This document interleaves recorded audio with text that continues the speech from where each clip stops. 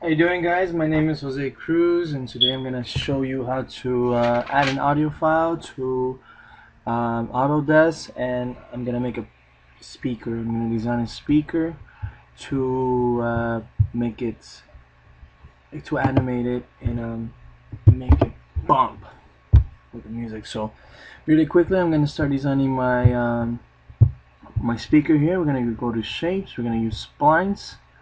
We're gonna go to line.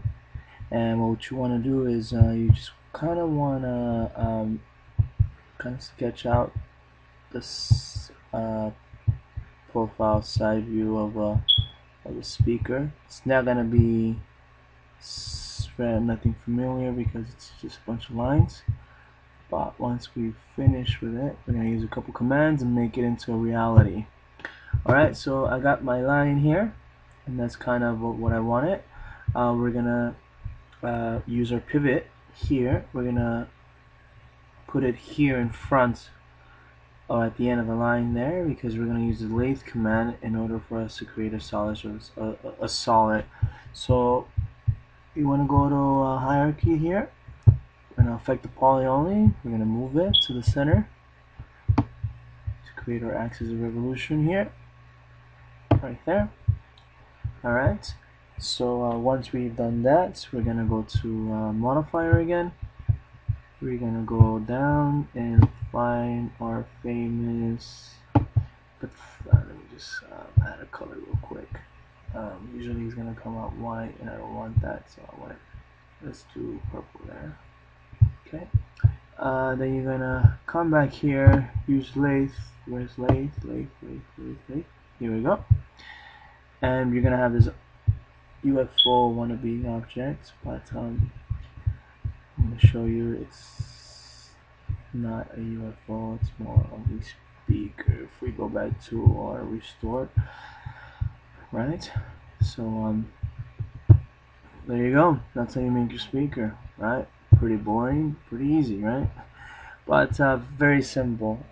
So what we want to do now is we just want to make sure that our object is the will cord is ticked on, and the fit normals are on as well. Okay, kind of gives it a little bit more of a shadowy, more realistic view there. The degrees is 360. The parameters of the object, obviously, because it's a circle. Alright, so now what we want to do is we want to right click on the object. We're going to convert this, right, into an editable poly. And once you've done that, we're going to have to come to utilities here, something new to me. We're going to reset our X forms, right? And then reset selected. So once you've done that, we go to modifier again, right click on the poly, and we're going to convert it once again into a, what do you think, editable poly. Right. So we've done that. We want to go to our top view here. Gonna make it quicker. Alt W there. We've selected the poly, right? So what we want to do is we want to select the part of the object that we want to animate. So in this case, I don't want to animate the whole thing because then it doesn't look like a speaker. It's gonna be some UFO taking off. So what we want to do is we want to go to the polygon here, select poly. Right, we're gonna because it's a circular shape, obviously it's much easier if we use a circular frame. This is tricky. You're gonna have to play around with it a little bit because sometimes if you don't get the commands right, which in this case is what I got. Just click poly, in a circle. See it? Oh, I can't see it. See what we got here. So let's look. Actually, I'll create this. There we go. Alright, so I always do this mistake, and it's a good thing I did it because that way I can show you. When you want to select an object using shapes, like so in this case it's a circular selection region, you don't want your pivot showing. You don't want anything showing. So this way you can just utilize a circular region and you select what you want. It seems like I didn't get everything, but if you come down here to restore viewport, I got everything I wanted right here. Okay, and this is pretty much going to be the region where the speaker is going to start coming alive like Frankenstein, you know. Anyways, so once we selected our poly, we want to kind of play around with it, and I'm going to show you what's going to happen once we animate. As you can see, you know, you can go down, you know, create all this cool stuff, but you pretty much just want to do this. This is how the movement of the speaker has to be, right? So it looks similar. Alright, and just play around with it a little bit. Alright. So we've created our speaker. So now we want our speaker to move to an audio file. So in this case, we click on the object. We've already have it selected. We're going to come here to modify it. We're going to go down here to this thing called a ripple. And I think everybody knows what a ripple effect is, right? So we create a ripple. Alright, we want to make sure that our amplitudes are at 1. Let's see if it's at 1. And at 1. Right. This is pretty much the range of which it's going to go with the music. Once we've done that, we want to wave little 1500. I've never been a DJ, so this is the first time I'm dealing with a speaker and a computer and music, so pardon me if I don't use the right terminology here. But anyways, we're doing the wavelet, and then what we're going to do is, if you see here the phase, you know, we can play with it.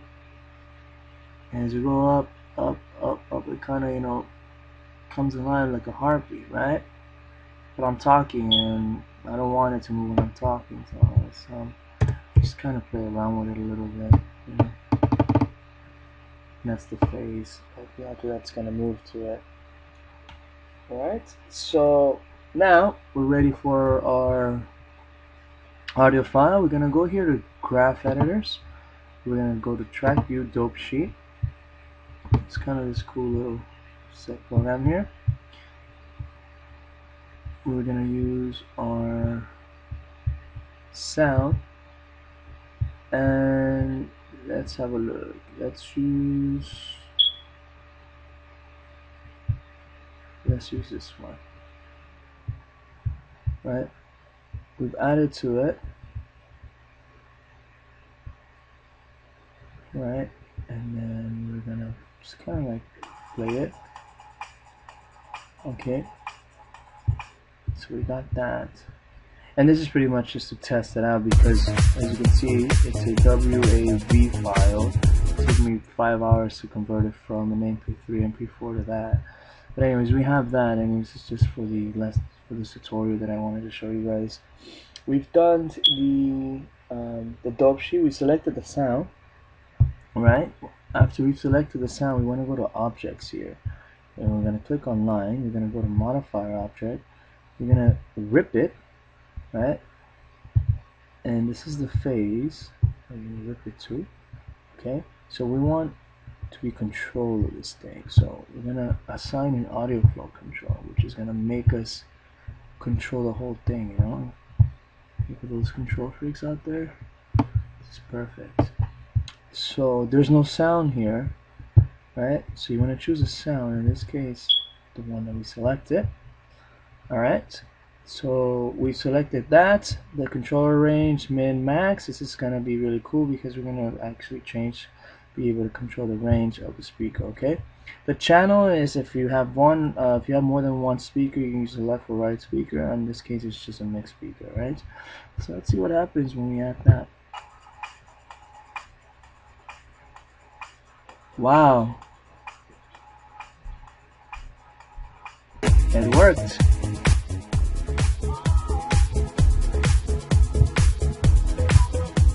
So let's see it a little bigger.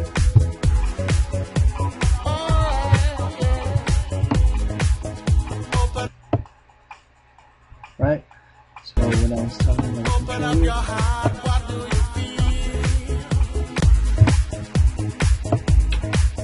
You can go up.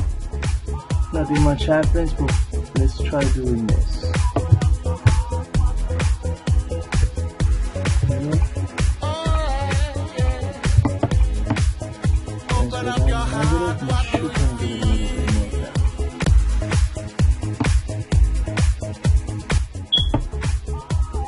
There you go.